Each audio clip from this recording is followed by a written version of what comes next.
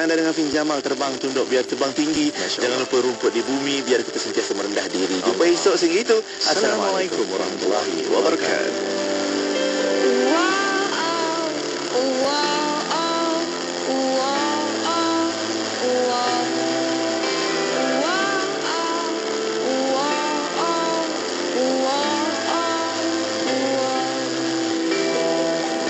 Bertahanlah wahai raksa, jangan kau terhenti. Berpautlah wahai nyawa, ini bukan mimpi. Saksikan dengan mata, rasakan dengan jiwa. Kau sedang tinggi, jauhnya kau terbang. Siapa sangka getir yang menghalang tak besar mana.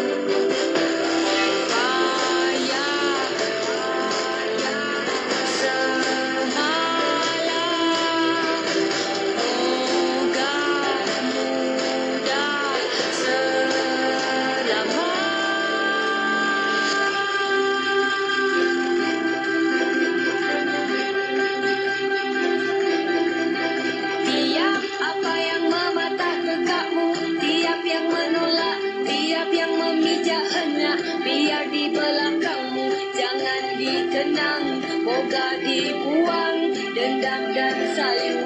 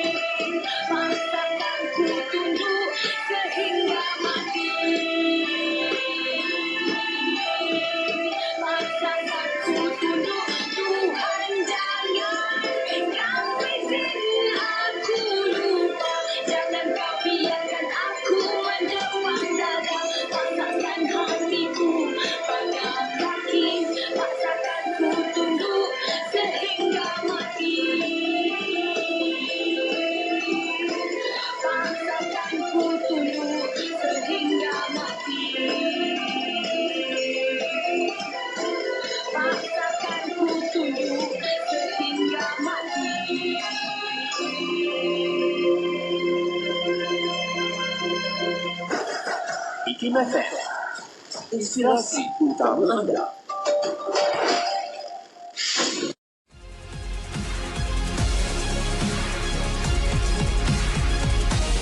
Perbezaan pendapat yang dapat kita terima supaya keadaan masyarakat itu duduk dalam keadaan harmoni dan tidak ada pergaduhan, perbunuhan. Mungkin di Malaysia tidak ada perbunuhan kerana fanatik kepada satu-satu pandangan, tapi di setengah-setengah negara ada sampai begitu terlalu fanatik kepada pandangan seseorang guru mereka, maka mereka akan berbunuhan.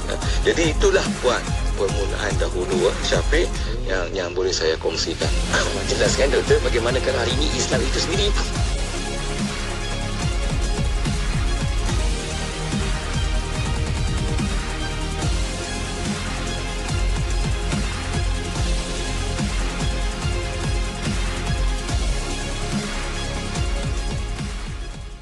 Jam peperiksaan berlangsung. Jabatan Pendidikan Negeri JPN Kelantan membenarkan pelajar sekolah di Negeri Kelantan yang terjejas akibat banjir baru-baru ini untuk hadir berpakaian biasa apabila sesi persekolahan bermula pada hari ini. Pengarah JPN Kelantan, Datuk Muhammad Zamri Abdul Aziz berkata kelonggaran itu diberikan sehingga satu tempoh yang akan dimaklumkan semula. Katanya lagi semua sekolah di Negeri Kelantan yang terjejas akibat banjir dan dijadikan sebagai pusat pembinaan sementara PPS juga akan dibuka pada hari ini.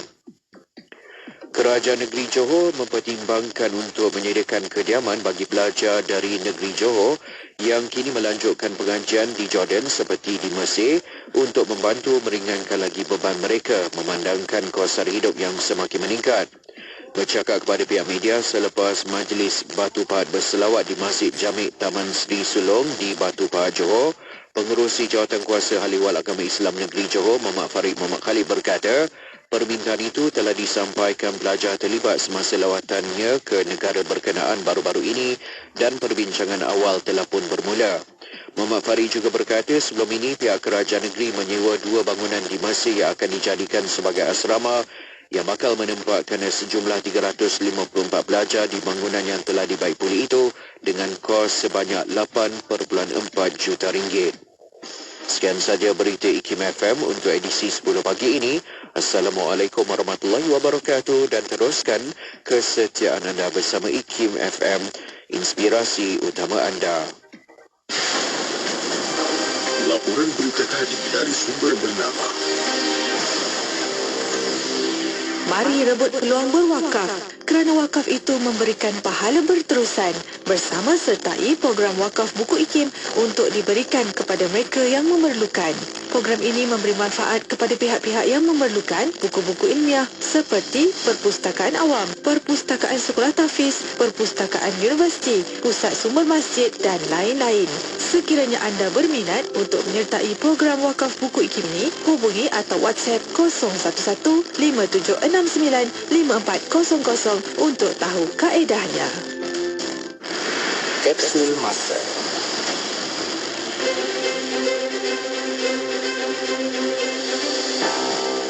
Pada 19 Februari 2012, Majlis Perasmian Program Raid Imarah Masjid telah disempurnakan oleh Datuk Dr. Syed Omar Sharifuddin bin Syed Ihsan, Ketua Pegawai Eksekutif Majlis Agama Islam dan Adab Melayu Perak Darul Rizwan di Batu Gajah Perak. Program ini merupakan anjuran Majlis Agama Islam dan Adab Melayu Perak dengan kerjasama Masjid-Masjid Daerah Batu Gajah dan Iktiraf Bikers. Antara aktiviti yang dilaksanakan termasuklah berkonvoi dengan menaiki motosikal berkuasa tinggi dan menanam pokok di masjid-masjid yang terpilih. Salah satu tujuan program ini diadakan adalah untuk mengeratkan lagi tali silaturahim antara penduduk kampung di samping mempromosi dan memberikan kesedaran berkenaan dengan kepentingan berzakat kepada orang ramai. Aktiviti menanam pokok di masjid-masjid yang dipilih adalah saranan Duli Yang Teramat Mulia Raja Muda selaku Yang di-Pertua Majlis Agama Islam dan Adab Melayu Perak supaya kawasan masjid diindahkan dengan tanaman pokok-pokok dan mempunyai kawasan persekitaran mesra alam. Petikan fakta ini disediakan oleh Seksyen Dokumentasi dan Penerbitan Arkib Negara Malaysia.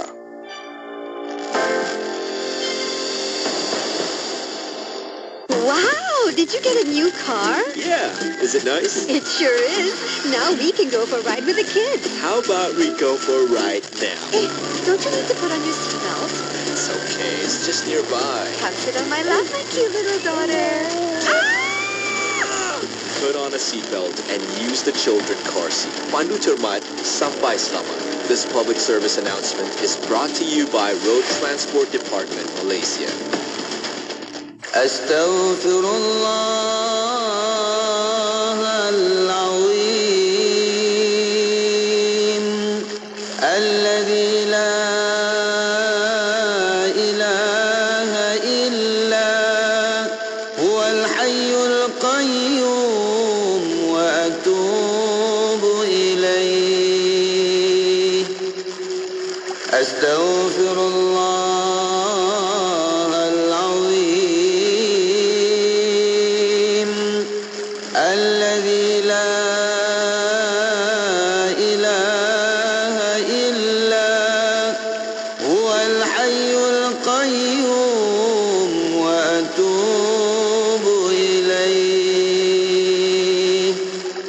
أستغفر الله العظيم الذي لا إله إلا هو الحي القيوم وأتوب إليه أستغفر الله العظيم الذي لا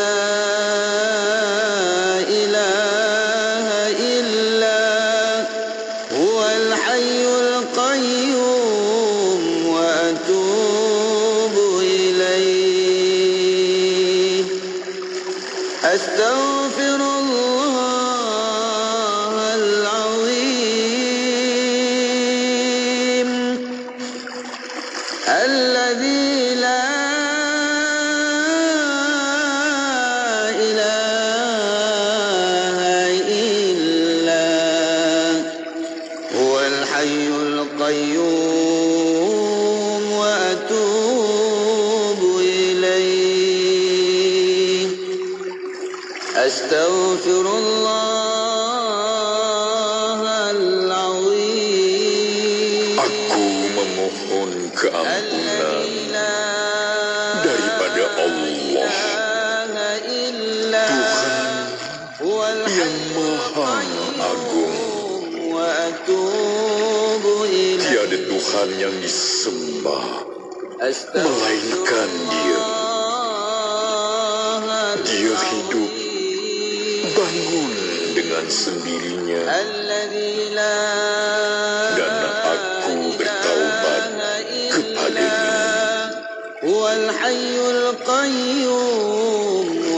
Aku memohon keampunan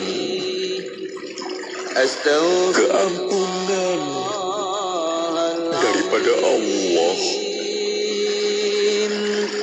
Tuhan yang Maha Agung. Tiada Tuhan yang disembah melainkan Dia, melainkan Dia, melainkan Dia. Astaghfirullah al-azim alladzi la ilaha illa huwal hayyul qayyum wa atubu ilaih. Sajian rancangan terbaik dengan pelbagai pengisian maklumat ilmiah yang bermanfaat seperti Kitab Bicara Darah Wanita, Syara & Ikim, Syariah dan Perundangan, Emas & Ikim, Kelvin Bertanya, Islam dan Sains, Tahsinul Ibadah, Resolusi, Tarbiyah, Tadabbur dan Bacaan Surah Al-Kahfi bersama Syafiq Saleh dalam Inspirasi Ilmu dari 10 pagi hingga 1 tengah hari hanya di Ikim FM, inspirasi utama anda. Selami ilmu untuk kehidupan kita seharian bersama Syafiq Saleh di Inspirasi Ilmu. Ikim FM, inspirasi utama anda.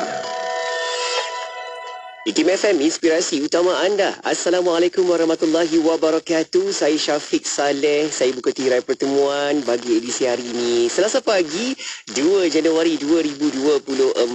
Semoga baik-baik saja. Dalam hari ini kita mulakan rutin harian kita sebab ada yang dah mula bekerja, masuk ke pejabat masing-masing kan. Dan tak lupa kepada sahabat-sahabat kita, walau di mana saja berada sekalipun, tenang-tenang dan kita susunkanlah sebaik mungkin rutin kehidupan kita sebab awal tahun ni semua semangat kan, bagus-bagus dan kekalkanlah semangat itu untuk kita bawa kepada hari-hari yang berikutnya. Tak nak semangat tu untuk 1 hari 2 hari saja kan, tapi kalau boleh berminggu-minggu, berbulan-bulan, kekalkan momentum semangat kita dan fokus dan laksanakan sebaik mungkin apa saja yang kita inginkan itu. Doa dan tawakal kepada Allah Subhanahu Wa Taala. Amin amin insyaallah. Okey. Terima kasih tim Inspirasi Pagi yang dah pun sama-sama temankan anda tadi untuk bawakan pengisian. Masya-Allah banyak tu yang kita dapat belajar. Kita akan sambung lagi selepas ni perkongsian ilmu, ada rancangan syariah dan perundangan dengarkan perkongsian dari yang berbahagia Datuk Ketua Pengarah IKIM untuk kita bawakan sedikit sebanyak pengetahuan kita tentang isu undang-undang di Malaysia. Okey, jom kita nak beriba dahulu, tenang-tenang seketika. Kita nak bersama dengan lagu dendangan dari Andika, Semua Pasti Kembali. Teruskan bersama IKIM FM, Radio Islami nombor 1 di Malaysia. Setiap makhluk yang bernyawa pastikan mati juga. Setiap insan bernafas pastikan temui ajalnya. Tuhan merahsiakan maut dari kita semua agar kita selalu bersiap-siap. Tiada satu pun yang bisa lepas dari pandangannya. Allah Maha Kuasa lagi Maha Penyayang.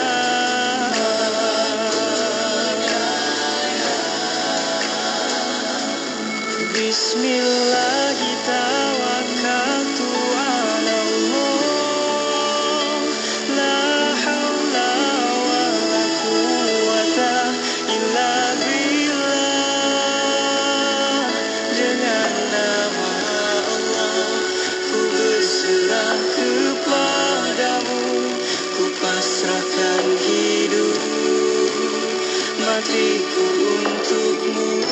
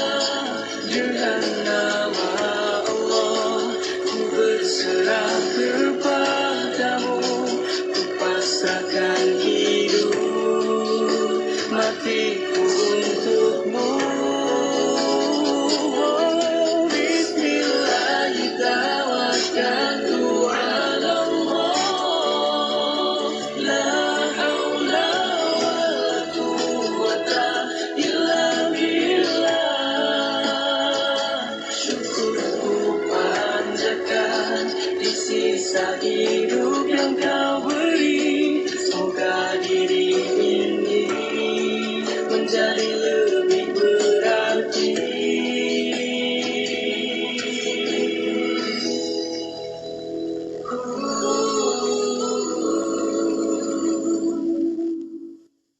Permohonan adalah dipelawa daripada warga negara Malaysia yang berkelayakan untuk mengisi jawatan di Institut Kefahaman Islam Malaysia sebagai penolong pegawai teknologi maklumat grade FA29.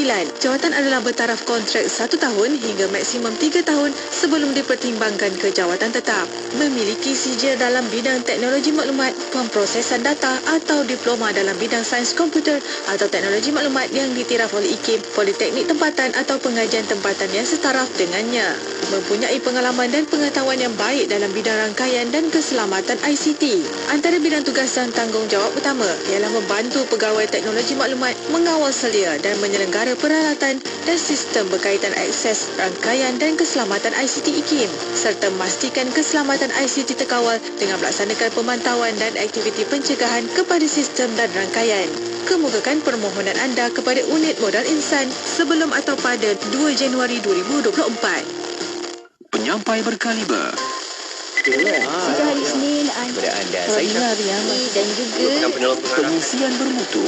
Inspirasi utama anda. Semuanya di IKIM FM. Bismillahirrahmanirrahim. Assalamualaikum warahmatullahi wabarakatuh. Selamat pagi kepada anda. Saya Syafiq Saleh. Kita berada di Inspirasi Ilmu jam 10 pagi ini sampai 1 tengah hari nanti. Dan untuk kali ini pertemuan kita di hari Selasa. Masih lagi kita nak sama-sama bawakan rancangan syariah dan perundangan. Masih kita nak sama-sama dengarkan untuk edisi tahun 2024 sebab di sinilah kita boleh buat rujukan, faham dan kenal-kenal lagi isu-isu undang-undang syariah, perlembagaan. Semuanya dibincangkan di sini juga kan. Jom sama-sama anda boleh tonton juga di YouTube, Facebook, Live IKIM sebab kita ada secara langsung dekat situ.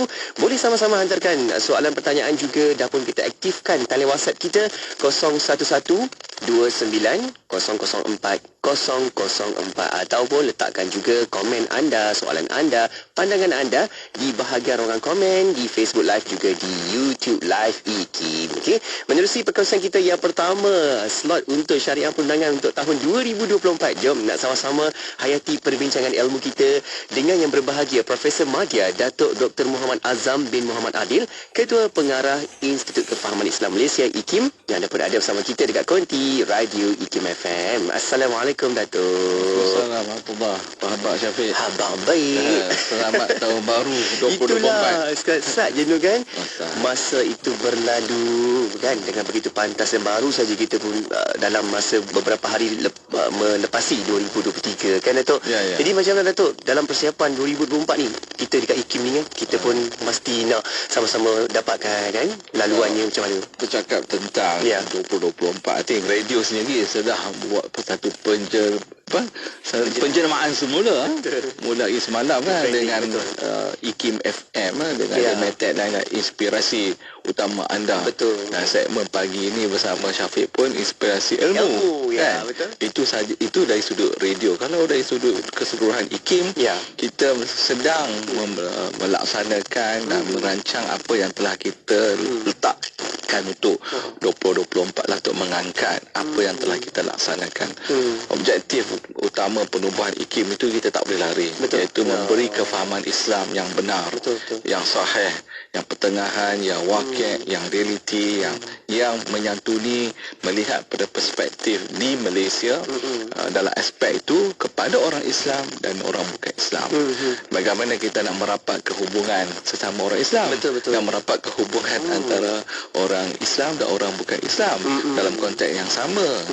Kita mengangkat dasar polisi kerajaan, iaitu dalam aspek inilah Malaysia Madani yang dibawa oleh kerajaan semasa, dan dalam masa yang sama juga kita tak lari di bawah Menteri di Jabatan Perdana Menteri Hal Agama Datuk Setia Dr. Naim.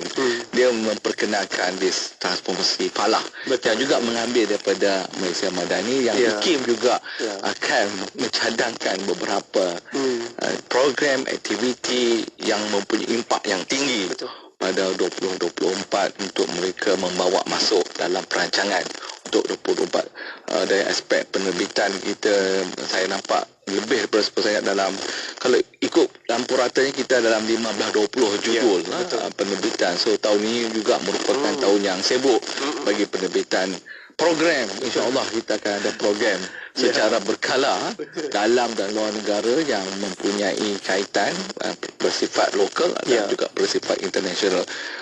Sibuklah kalau kita tengok jadual kalender tu sudah penuh. Dah penuh dah untuk 2024. Kan?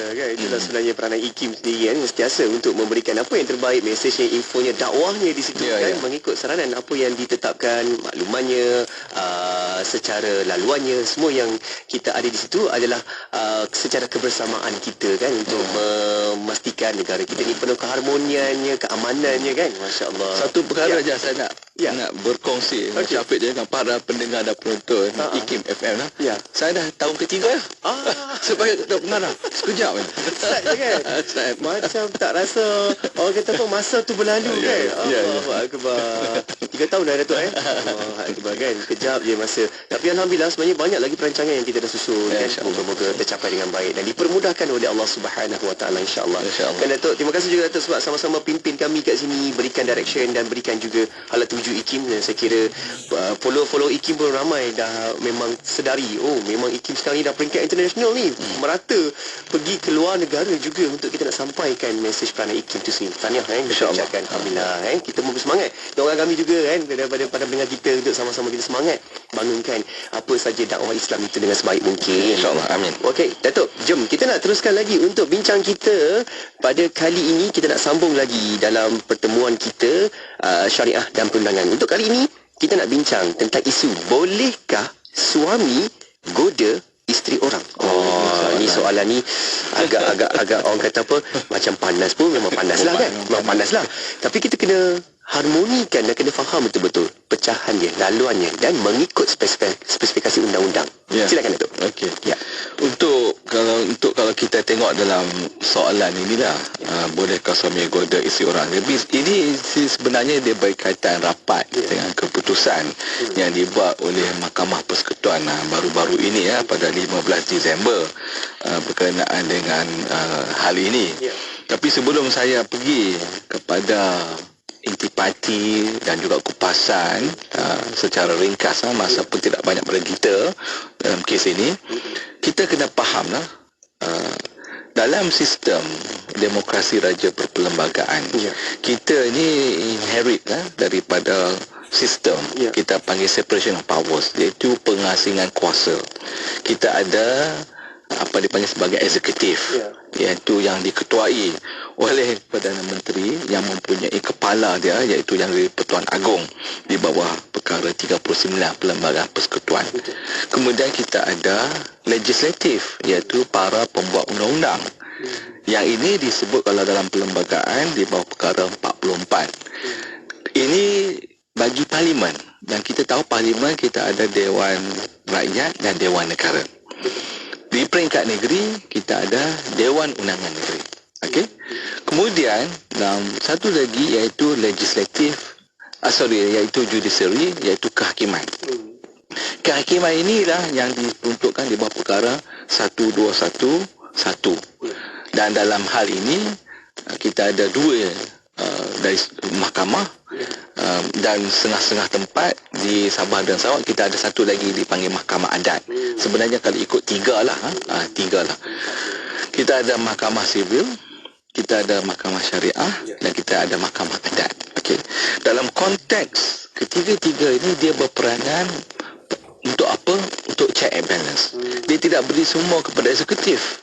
Dia tidak beri semua kepada legislatif, dan tidak beri semua kepada apa panggil kehakiman ataupun judiciary. Dan kuasa ni mesti kita ada semak dan imbang. Kalau tidak, manusia ni kalau diberi satu orang tu, dia mempunyai semua kuasa segala-galanya, rosak, musnah. Jadi kefahaman ni penting bagi para pendengar dan penonton IKIM FM bahawa apa saja yang diputuskan oleh mahkamah itu adalah keputusan oleh mahkamah, bukan keputusan oleh kerajaan semasa, baik di peringkat persekutuan maupun di peringkat ni. Kalau dia berkaitan dengan negeri, kerajaan negeri. Kalau berkaitan dengan persekutuan, tak. Itu keputusan mahkamah. Yang masalah yang saya amati dan saya lihat ialah apabila satu keputusan itu dibuat, contohnya keputusan inilah, apabila dibuat pada 15 Disember yang lalu bahawa Seksyen 498 ini tidak sah, tidak berperlembagaan dan dimansuhkan oleh mahkamah itu sendiri, maka dia kata apa kerajaan, kenapa ini yang berlaku semasa kerajaan sekarang dan sebagainya. Ini adalah satu benda yang seharusnya sebagai manusia yang membaca, yang waras, kita ada separation of powers. Okey, cuma apa yang boleh kita buat ialah apabila kerajaan melihat bahawa adanya interpretasi oleh mahkamah, keputusan oleh mahkamah itu tidak memihak kepada rakyat sebagai contohnya, lari daripada norma-norma ketimuran, norma-norma agama dan sebagainya, maka itulah dibawanya rang undang-undang itu diperbaiki dan dipinda dan dibuat, bawalah ke parlimen kalau di peringkat persekutuan atau Dewan Negeri bagi negeri-negeri untuk menambah baik perundangan yang ada. Jadi jangan kita habis kita katakan ini semua apa yang berlaku ni apa kerajaan buat, ini keputusan mahkamah adalah itu mutlak dia oleh badan kehakiman. Eksekutif dia melaksanakan, dan kalau dia melihat perkara itu perlu diperbaiki, dia ambil tugas itu di bawah Jabatan Peguam Negara untuk melihat apakah yang perlu ditambah baik dalam aspek itu. So dalam hal ini kalau kita tengoklah dalam sistem kita kehakiman dan juga perundangan kita ada undang-undang Islam, kita ada undang sivil, kita ada peringkat persekutuan, kita ada peringkat di negeri-negeri, dan ini diberi dengan jelas di bawah jadual ke-9 senarai 1, senarai 2, senarai negeri dalam perlembagaan persekutuan. Apa sahaja disenaraikan di bawah senarai 1 itu persekutuannya, absolut persekutuan. Apa yang diberi dalam senarai 2 jadual ke-9 itu absolut bawah negeri punya bidang kuasa, dan ada yang kuasa bersama antara negeri dan persekutuan di bawah senarai 3. Ini kita kena faham. Jangan kita sembrono kata ini kenapa persekutuan tak buat. Sebab ini ada di bawah bidang kuasa negeri.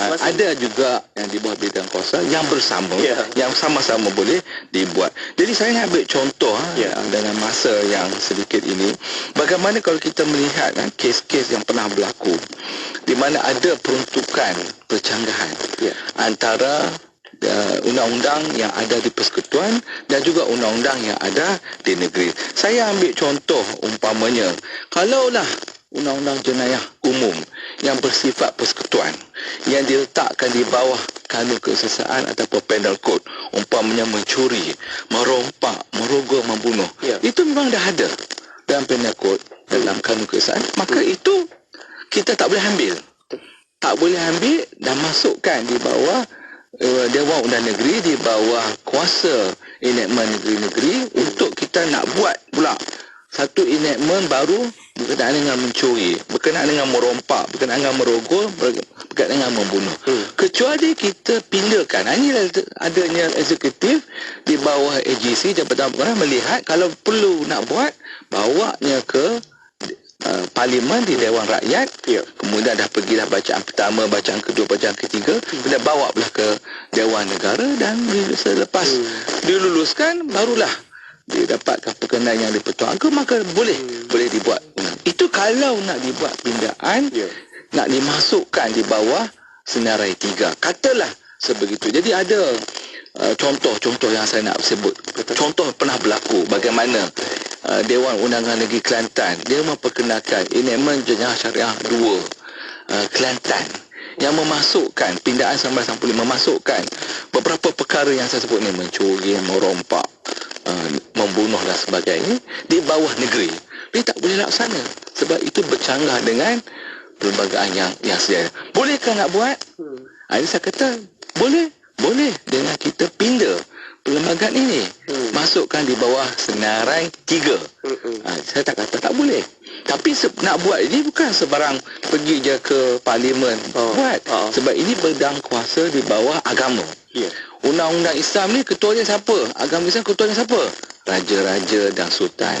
Dia, bagi yang di-Pertuan Agong, bagi negeri tak ada raja dan sultan. So kena konsak dengan mereka. Ada MKI, kena bawa ke MKI. MKI dah setuju, bawa ke Majlis Raja-Raja. Majlis Raja dah setuju, barulah boleh laksanakan. Bawalah di peringkat Parlimen, DUN dan sebagainya. Jangan kita bypass, melangkaui MKI dan Majlis Raja-Raja, kerana ini adalah absolut bidang kuasa yang diberi kepada raja-raja. Ini amat penting sebagai permulaan dulu, Syafiq. Itu dia kan, kita faham di situ macam mana pecahannya dari sudut perundangan di situ, dan bagaimana bidang-bidang kuasa yang perlu kita tahu dahulu, dan selepas tu kita jangan pula ambil satu, orang kata apa, pukul sama rata je kan. Tak boleh macam tu. Jadi setiap bidang kuasa tu di negeri, di persekutuan ada dia punya kuat kuasaan yang tersendiri. Okey, baik, kita nak rehat seketika, kembali selepas ni kita nak ambil satu kes case ataupun satu study case ni yang kita dapat makluman pada 15 Disember 2023, Mahkamah Persekutuan telah memutuskan bahawa Seksyen 498 Kanun Keseksaan adalah tidak sah dan tidak berperlembagaan. Nanti Datuk huraikan di situ, kita belajar sama-sama insya-Allah. Okey, kita rehat seketika untuk anda, jangan ke mana-mana. Kekal bersama IKIM FM, like, comment, share dekat Facebook Live tu, di YouTube Live tu, okey. Dan boleh letakkan juga soalan pertanyaan anda di bahagian ruangan komen. Okey, kita berehat seketika, kembali selepas ini.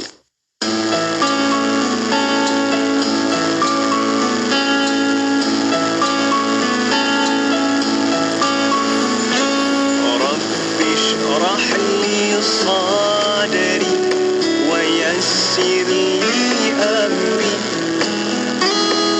واحلل عقدة من لساني يفقه قولي يا الله lapangkanlah dadaku, mudahkan urusanku, lancarkan lisanku dan baguskanlah ucapanku. Ya Allah, Ya Rahman,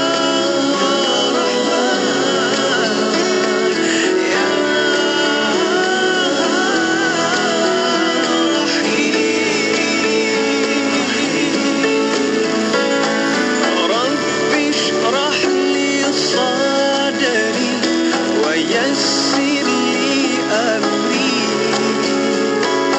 واحلل عقدة من لساني يفقه قولي mudahkan urusanku, lancarkan lisanku dan baguskanlah ucapanku.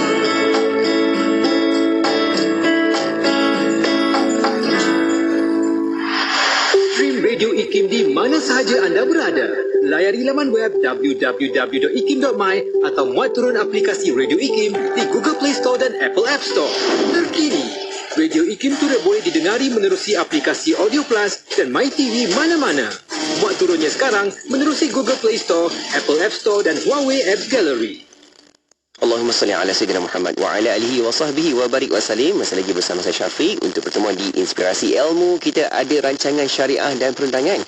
Sebab kita nak bincang berkaitan tajuk, bolehkah suami goda isteri orang? Ini ada kaitan juga dengan isu perlembagaan. Kalau kita tengok di situ macam satu isu kekeluargaan ataupun undang-undang kekeluargaan. Tetapi sebenarnya ada kaitan dalam perlembagaan juga. Sebab kita nak rujuk kepada satu status case ataupun study case yang boleh kita sama-sama faham dekat sini. Pada 15 Disember 2023, Mahkamah Persekutuan telah memutuskan bahawa Seksyen 498 Kanun Keseksaan adalah tidak sah dan tidak berperlembagaan. Jadi Datuk, boleh tak uraikan berkenaan peruntukan berkenaan dan kes yang berkaitan itu?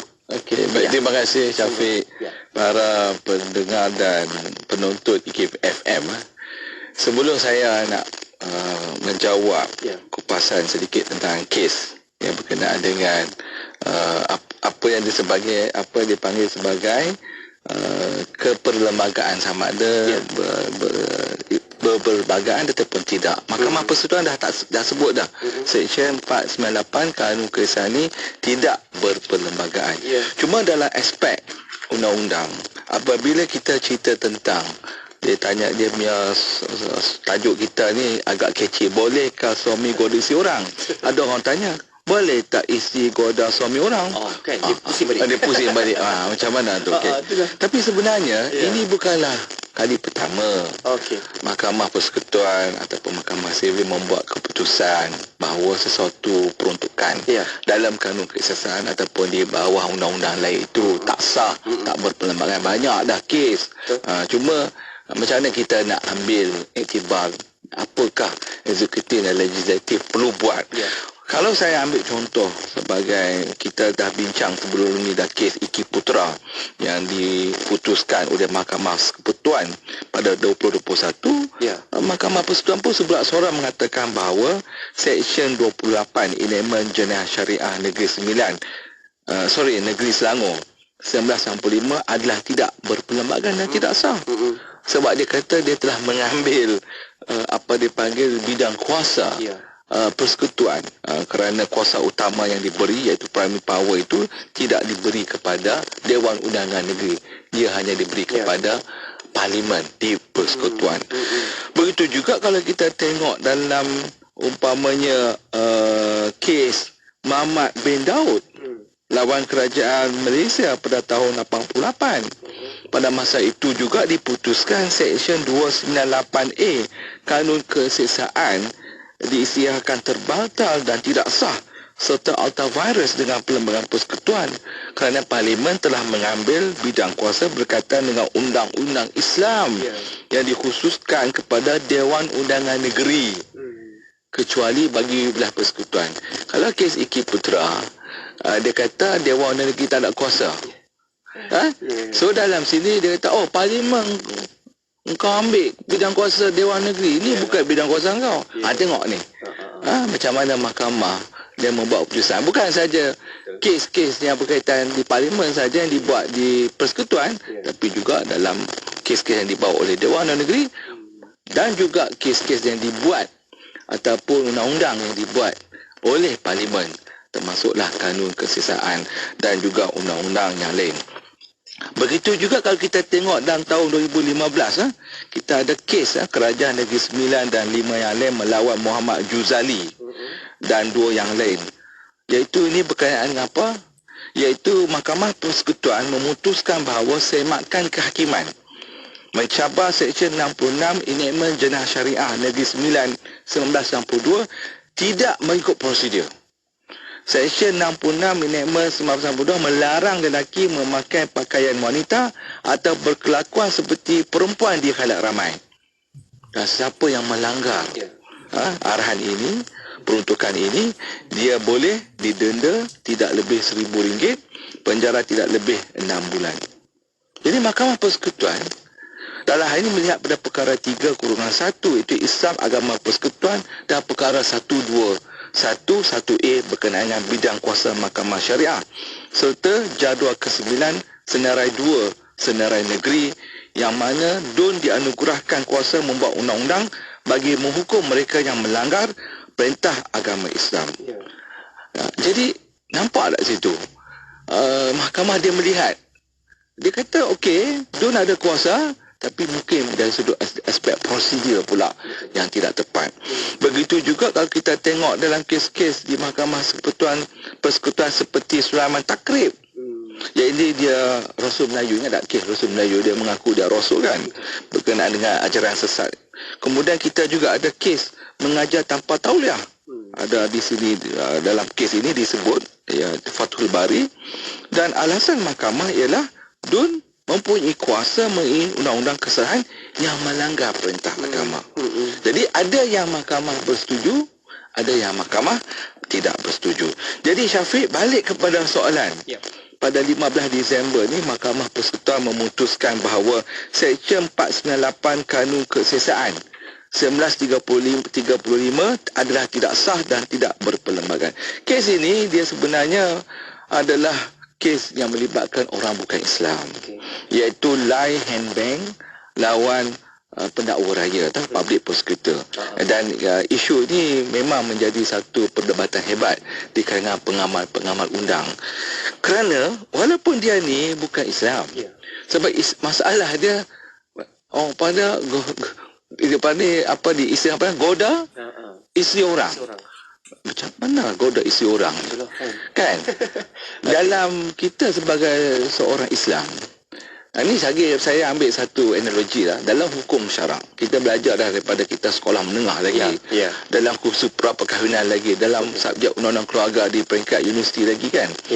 Hatta kita dilarang meminang pinangan orang. Betul. Ini sudah beristeri, kita nak pergi goda pula. Betul. Kan? Ya. Ini apa benda mencerita ni kan? Apa mencerita. Tapi isu di sini ialah mahkamah tidak melihat aspek itu. Kerana itu, saya nak berterima kasihlah.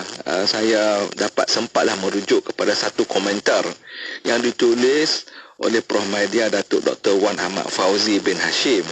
Sekarang ni dia ditempatkanlah, dia ni pensyarah UMP, Universiti Malaysia Pahang, tapi dipinjamkan ke ISTEC sebelah kita ni sajalah. Dalam komentarnya yang disiarkan dalam Malaysian Journal of Syariah and Law, USIM, baru sangat ni, Disember baru saja keluar. Kalau kita tengoklah panel 5 hakim yang diketuai oleh Ketua Hakim Negara, Tun Tengku Maimun Tuan Mat, telah sebulat suara mengisytiharkan seksyen berkenaan tidak berperlembagaan kerana ia melanggar prinsip asas berhubung kesamarataan jantina, iaitu di bawah perkara 8/2 perlembagaan. Tidak kita tengok kenapa dia kata dia bersalahan dengan kesamarataan jantina ini, kan? Dalam keputusan ini, Seksyen 498 Kanun Keseksaan, dia dianggap telah melanggar hak wanita bagi kesamaan di sisi undang-undang kerana ia hanya memberikan hak kepada suami untuk memulakan prosedur jenayah terhadap individu yang mengganggu rumah tangganya. Hanya memberi hak kepada suami untuk memulakan prosedur jenayah, bukan memberi hak kepada suami dan isteri. Jadi panel kelima-lima hakim ini memutuskan sedemikian selepas membenarkan persoalan undang-undang yang dirujuk oleh seorang ahli perniagaan dalam mendapat perisian tersebut. Tapi kalau saya merujuklah dalam tulisan oleh Dr. Muhammad Fauzi ni, dia sebenarnya dia menghuraikan lebih, saya rasa lebih holistik lah dalam hal ini. Umpamanya dalam Seksyen 498 Kanun Keseksaan, dia sebut apa? Saya ambil dalam terjemahan bahasa Melayu dia. Barang siapa membawa atau memikat pergi seseorang perempuan yang menjadi dan yang ia ketahui, minta maaf ni bahasa undang-undang sikit atau ada sebab mempercayai sebagai isteri orang itu dengan niat supaya perempuan itu boleh melakukan persetubuhan yang ditegah dengan mana-mana orang, hendaklah diseksa dengan penjara selama tempoh yang boleh sampai 2 tahun atau dengan denda atau dengan kedua-duanya sekali.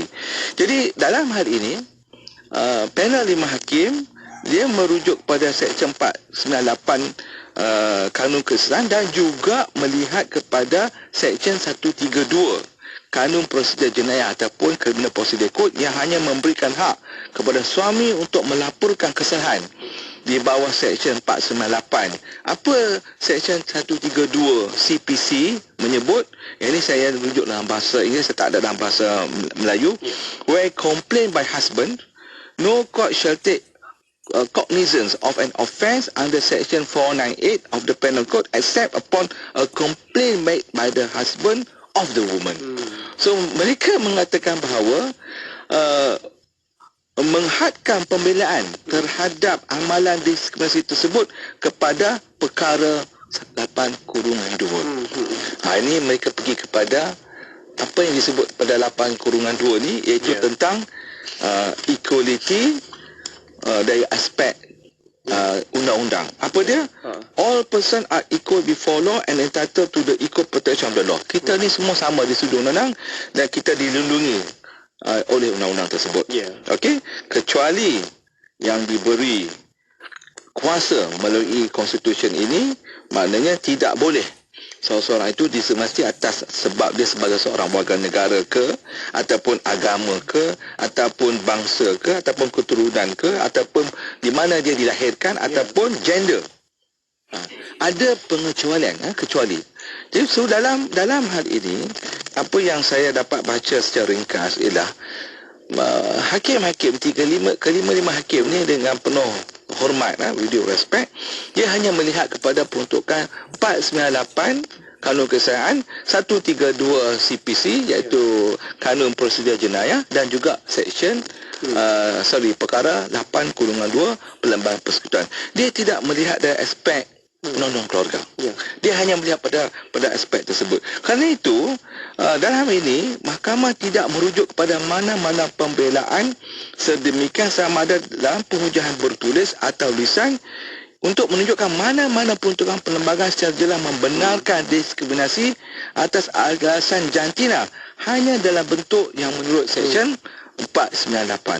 Oleh itu, mahkamah mendapati Seksyen 498 tidak konsisten dengan perkara 8/2 dan atas dasar itu Seksyen 498 adalah tidak berperlembagaan. Bukan saja tidak berperlembagaan, tapi mahkamah telah memasukkan Seksyen ini disebabkan itu.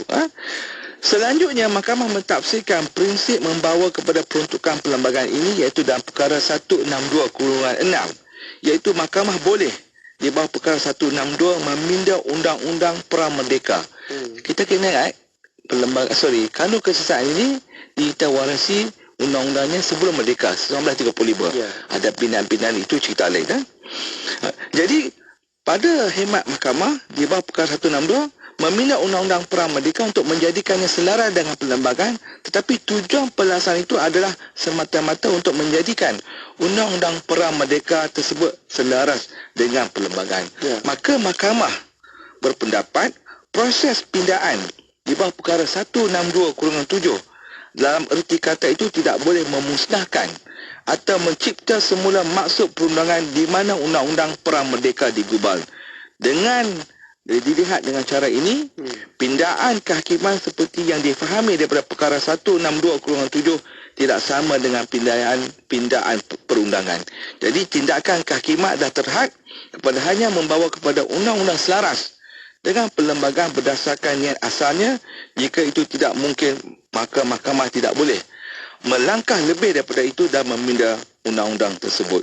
Jadi apa yang kita boleh, saya bayar very technical yang saya kongsi tadi, tapi dalam hal ini mahkamah menolak pendapat responden, iaitu yang mewakili kerajaan lah, bahawa kesalahan itu harus dikekalkan untuk melindungi gangguan terhadap perkahwinan dan pada asalnya digubah untuk tujuan yang luas. Jika tujuan Seksyen 498 adalah untuk melindungi perkahwinan, maka undang-undang itu akan digubal dengan cara itu untuk mencerminkan niat perundangan sedemikian. Sebaliknya, undang-undang itu digubal untuk melindungi hak suami dengan membenarkan mereka mendapatkan pendakwaan terhadap sesiapa sahaja yang secara berkesan mencuri isteri mereka daripada mereka. Ini saya melihat dia agak very technical.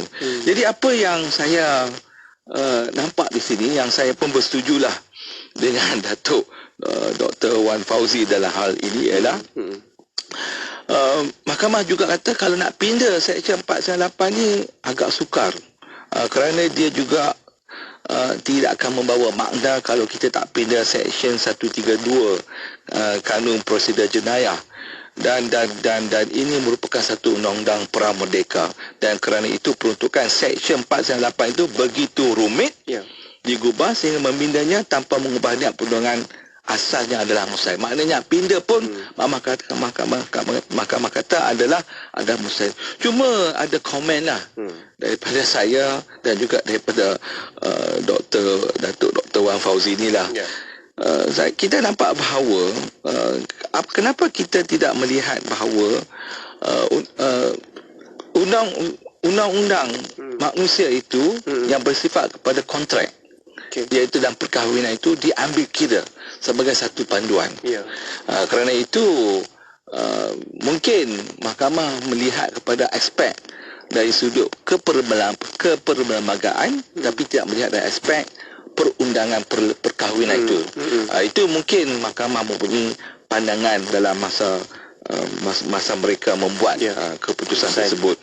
Tetapi apa yang saya nak lihat bahawa kesemarataan undang-undang, kalau kita cakap dari aspek perkara 82 ini, kita lihat perlembagaan juga memberi beberapa pengecualian.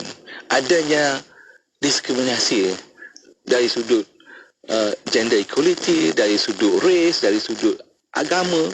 Sebagai contohnya, di bawah perkara 11, 4, 11.2, Ini berkenaan dengan agama Islam. Bahawa perkara sebelah dua diberi keutamaan kepada agama Islam. Kemudian 11.4 tidak boleh kita menyebar agama bukan Islam kepada orang Islam. Betul. Berkenaan perkara 32 berkenaan dengan agung mesti seorang lelaki. Ini jelas. Berkenaan dengan perkara 38 majlis raja-raja. Majlis raja itu adalah sultan-sultan. Sultan-sultan dalam undang-undang tubuh negeri mesti seorang lelaki.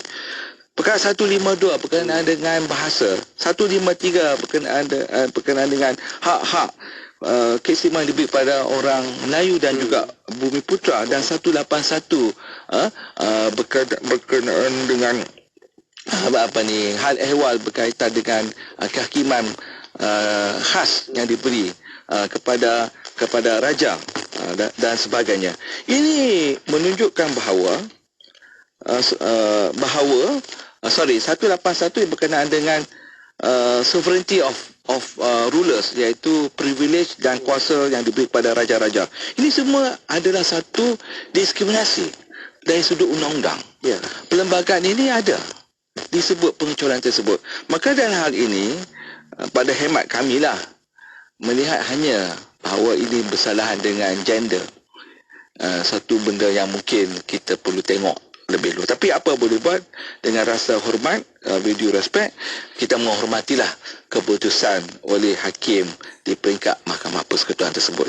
Kan itu antara yang kita perlu lihat dan faham, dan bagaimana pihak hakim sendiri yang membawakan keputusan itu bukan hanya sekadar semata-mata dibawakan dari sudut hanya perbincangan peringkat-peringkat yang orang kata apa ringkas, tapi dia ada peringkat-peringkat yang tertentu yang diluluskan daripada beberapa lagi pihak yang terlibat dekat situ. Okey, kita nak fahamkan lagi selepas ni macam mana pula adakah isu ni terdapat undang-undang syariah dalam perkara ni. Nanti kita bincang selepas ni. Sebab dia ada kaitan kat situ kan tentang keluarga dan isu-isu mungkin mengganggu itu melibatkan daripada pelbagai agama. Yang ganggu tu isteri orang lain beragama lain kan, suaminya beragama lain, mungkin ada berlaku di situ. Dan kita faham pula bagaimana isu ini adakah terlibat undang-undang syariah juga. Okey, kita rehat seketika untuk anda, jangan ke mana-mana, kekal bersama IKIM FM, inspirasi utama anda. Tidak kira di mana jua, kami sentiasa bersama anda. IKIM FM, inspirasi utama anda. خليل بالقرآن هو إمامنا على هداية الله آمتنا. خليل بالقرآن هو إمامنا على هداية الله آمتنا. كلام ربنا هدايتنا، عطاء جبريل على رسولنا. كلام ربنا هدايتنا، عطاء جبريل على رسولنا. Kekalkan Al-Quran sebagai imam kita, semoga kembali di dalam petunjuknya. Kekalkan Al-Quran sebagai imam kita, semoga kembali di dalam petunjuknya. Kalamullah hidayah bagi kita, diberikan Jibril kepada Rasul kita. Kalamullah hidayah bagi kita, diberikan Jibril kepada Rasul kita. Kalamu Rabbina ala nuril Mustafa. Kalamu Rabbina ala nuril Mustafa. Kalamu Rabbina ala nuril Mustafa. Kalamu Rabbina ala nuril Mustafa. Dengar Radio IKIM secara percuma menerusi aplikasi IKIM, Audio Plus dan My TV mana-mana di peranti pintar anda. Allahumma salli ala Sayyidina Muhammad wa ala alihi wa sahbihi wa barik wa salim. Anda masih lagi bersama IKIM FM, inspirasi utama anda, dan saya Syafiq berada di slot inspirasi ilmu. Okey, dan kita nak teruskan untuk rancangan syariah dan perundangan. Bincang kita berkaitan dengan tajuk bolehkah suami orang Suami goda isteri orang. Dia pula balik soalan tu kan. Suami orang itu isteri orang. Macam itulah kan. Masya Allah. Okey, kita sedang bersama-sama dengan yang berbahagia Profesor Madya Datuk Dr. Muhammad Azam Muhammad Adil, Ketua Pengarah IKIM, dan kita nak faham dengan lebih lanjut sebab tadi dah tahu bagaimana Mahkamah Persatuan memutuskan enactment itu, section itu dan keputusan itu. Okey, dan sekarang kita nak tahu apakah terdapat undang-undang syariah dalam perkara ini dan sejauh mana ia terpakai kepada pihak-pihak yang bertikai. Silakan. Okey, baik, terima kasih Syafiq, para pendengar dan penuntut IKIM FM. Jadi kalau kita melihat, bila kita kata ni undang-undang perkahwinan, bagi orang Islam, kita ada enactment ataupun akta undang-undang keluarga Islam. Negeri-negeri dan juga di peringkat wilayah persekutuan kita panggil sebagai akta. Bagi orang bukan Islam yang berkaitan dengan undang-undang keluarga, kita ada akta memperbarui Undang-Undang Perkahwinan dan Perceraian 1976. Ini terpakai kepada orang bukan Islam. Kita panggil perkahwinan sivil lah. Dari perkahwinan dan juga perceraian. Jadi dalam hal ini, kalau saya boleh mengulangi bahawa kalau kita melihat tafsiran yang dibawa